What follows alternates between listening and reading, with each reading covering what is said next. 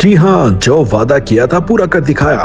दुनियापुर के मनाजिर तो देखिए, सड़कों की सफाई, घर घर से वेस्ट कलेक्शन, काम की रफ्तार तेज कर दी गई। सुथरा पंजाब के मेहनती वर्कर्स हर जगह सफाई करते दिखाई दे रहे हैं। मोटरसाइकिल रिक्शों की मदद से सफाई के बाद डंपिंग का भरपूर अमल, खाली प्लॉट्स की भी सफाई। सुथरा पंजाब ने ये साबित कर दिया कि कोई भी काम मुश्किल नहीं। शहर भर में कूड़ा जमा करने के बाद इसको मौसर अंदाज में डंप करने के लिए ले जाया जाता है। यही सुथरा पंजाब का विजन है जो हर जगह दिखाई दे रहा है।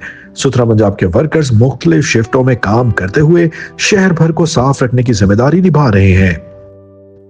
अब घर घर से वेस्ट कलेक्शन की वजह से शहरी भी एतमाद का इजहार कर रहे हैं।